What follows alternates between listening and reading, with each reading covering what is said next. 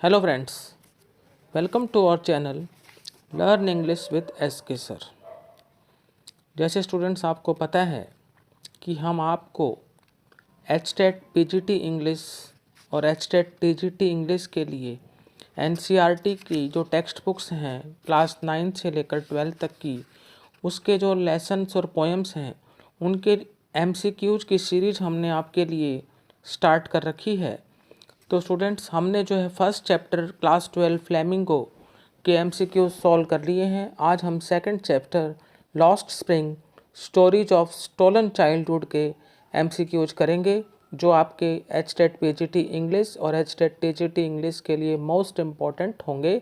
तो students, start करते हैं हमारा आज का वीडियो।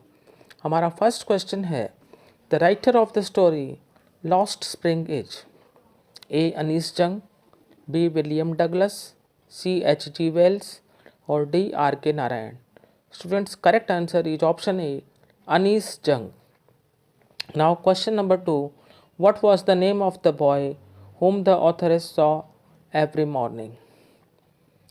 लेखिका जिस लड़के को हर सुबह देखती थी उसका क्या नाम था? A. Mukesh, B. Franz, C. Saheb और D.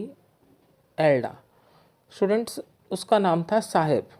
Saheb was the name of the boy whom the authoress often saw every morning. Option C correct. Now students, question number 3. Sahib was a. That means what was the occupation of Sahib? A. shopkeeper, B. a sweeper, C. milk vendor, D. rag picker. Students, Sahib was a rag picker. साहेब एक कचरा उठाने वाला था। तो D option जो है rag पीकर, वो करेक्ट ऑप्शन है। Saheb was a rag picker. Now fourth option, where was Saheb's family settled in 1971? Saheb का परिवार 1971 में कहाँ पर सेटल्ड हो गया था? Option A at Mangolpuri, option B at Seemapuri, option C at Sultanpuri, option D at Jwalapuri. तो स्टूडेंट, साहेब का परिवार 1971 में सीमापुरी में सेटल्ड हो गया था। Option B at Seemapuri is the correct option. Now coming to question number 5, the rag pickers family lived in Seemapuri without. Our options are A. any identity, B. any permits, C. without any ration cards, D. both A and B. तो students, यहाँ पर जो rag पीकर्स का परिवार है वो सीमापुरी में रहता था बिना किसी आइडेंटिटी के और बिना किसी परमिट्स के। तो ए और बी जो हैं वो दोनों ऑप्शन करेक्ट हैं। तो हमारा आंसर हो जाता है D, both A and B. Now our sixth question, later Saheb got a job in a. बाद में साहेब को नौकरी मिली, कहाँ पर मिली ये हमसे पूछा गया है। A tea stall, B factory, C hotel, D domestic house. Correct answer is tea stall. Later Saheb got a job in a tea stall. Option A, tea stall is correct. Now our question number 7, Seemapuri is a place. Seemapuri एक स्थान है, वो कहाँ पर है? A near Mumbai, B in the outskirts of Delhi, C near Chennai, D in the outskirts of Ahmedabad. Students, correct answer is in the outskirts of Delhi. Seemapuri is a place in the outskirts of Delhi. B option correct. Now question number 8, survival in Seemapuri means. Seemapuri में अगर survival करना है, जीवित रहना है, तो इसका अर्थ है A working in a tea stall, B working in a glass industry, C rag picking, D begging. Correct answer is option C, rag picking. Survival in Seemapuri means rag picking. Option C correct. Now question number 9, Seemapuri is the home of dash rag pickers. Seemapuri घर है कितने rag पीकर्स का, ये हमसे पूछा गया है। तो ए 20,000, B 15,000, C 5,000, D 10,000। Students, Simapuri is the home of 10,000 rag pickers. D option is correct. Now question number 10. Mukesh belongs to a family of. अब हम दूसरी कहानी पढ़ते हैं। साहेब का जिक्र जो है वो ख़त्म हो गया है। तो Mukesh belongs to a family of A bangle makers, B rag pickers, C beggars, D grass hoppers.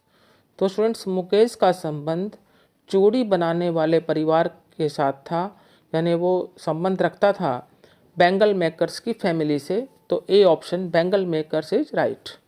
Now question number 11, 11वां question. What is Mukesh dream? Mukesh का सपना क्या है? A to become a car driver बनना, B to become a teacher, एक अध्यापक बनना, C to become a motor mechanic बनना, D to become a bangle maker, चूड़ी बनाने वाला बनना। तो स्टूडेंट्स, करेक्ट ऑप्शन है C, to become a motor mechanic. Mukesh का सपना था कि वो मोटर मैकेनिक बने।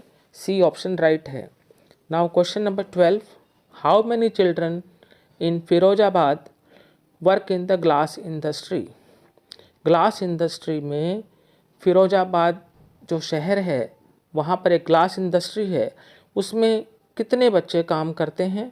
ए about 20,000, B about 10,000, C about 80,000, D about 5,000। Correct answer is about 20,000। 20,000 children in Firozabad work in the glass industry. A option is correct. Now question number 13. What has Mukesh's father failed to do despite his hard labor? Mukesh के पिता जो थे उन्होंने बहुत कड़ी मेहनत की, लेकिन उसके बावजूद भी वो किस चीज़ में जो है असफल रहे? What has Mukesh father failed to do despite his hard labour? अपने हार्ड लेबर के बावजूद भी मुकेश के फादर क्या चीज़ करने में असफल रहे? A option to renovate his house, B option to send his 2 sons to school, C option both A and B, D none of these. तो स्टूडेंट्स, यहाँ पर ऑप्शन ए और ऑप्शन बी दोनों करेक्ट हैं कि मुकेश के फादर ना तो अपने हाउस को रिनोवेट कर सके और ना ही अपने दोनों लड़कों को स्कूल भेज सके। तो ए और बी दोनों ऑप्शन राइट हैं, तो वो मिलते हैं हमारे को ऑप्शन सी में, बोथ ए एंड बी। तो हमारा आंसर हो जाएगा option C, both A and B. Now question number 14, the bangle makers don't organise themselves into a cooperative because. Bangle makers जो हैं अपने आप को कोऑपरेटिव में ऑर्गेनाइज नहीं करते, संगठित नहीं करते, क्योंकि A the government does not keep them, B they are engaged in illegal activities, C they don't know how to unite, D all their efforts to do so is crushed by the police.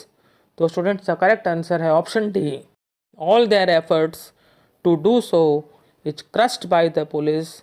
उनके सारे प्रयास ऐसा करने के police के द्वारा दबा दिए जाते हैं या कुचल दिए जाते हैं, यानी उनको ऐसा करने नहीं दिया जाता और उनके जो सारे प्रयास हैं वो व्यर्थ चले जाते हैं। तो इस वजह से बैंगल मेकर्स जो हैं अपने आप को कोऑपरेटिव में ऑर्गेनाइज नहीं कर पाते। उसका रीज़न है all their efforts to do so is crushed by the police. D option right. Now question number 15, Firozabad is famous for. Firozabad किस चीज़ के लिए प्रसिद्ध है? A its iron products, B its glass bangles, C its leather industry, D its paper. Correct answer is option B, its glass bangles. Firozabad glass bangles के लिए प्रसिद्ध है, फेमस है। तो स्टूडेंट्स, हमारे आज के 15 क्वेश्चंस जो हैं चैप्टर 2 के वो कंप्लीट होते हैं। स्टूडेंट्स, आपसे जो है एचटेट पीजीटी इंग्लिश और टीजीटी इंग्लिश में जो लेसन्स हैं या पोएम्स हैं उनके आउटलाइन से संबंधित क्वेश्चंस ये पूछे जाएंगे। तो आपको उस लेसन की स्टोरी पता होनी चाहिए, उसके कैरेक्टर्स के बारे में पता होना चाहिए, राइटर का नाम पता होना चाहिए, पोएट का नाम पता होना चाहिए। इतना आपके लिए सफिशिएंट है। डीप में आपसे क्वेश्चंस नहीं पूछे जाएंगे।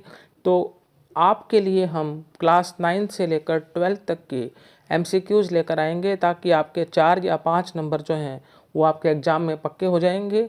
तो 2 चैप्टर हम कर चुके हैं, अगला चैप्टर हम 3rd करेंगे। तो स्टूडेंट्स, यदि आपको आज का हमारा वीडियो पसंद आया तो इसे लाइक करें, शेयर करें और हमारे चैनल को सब्सक्राइब करना न भूलें। Thank you.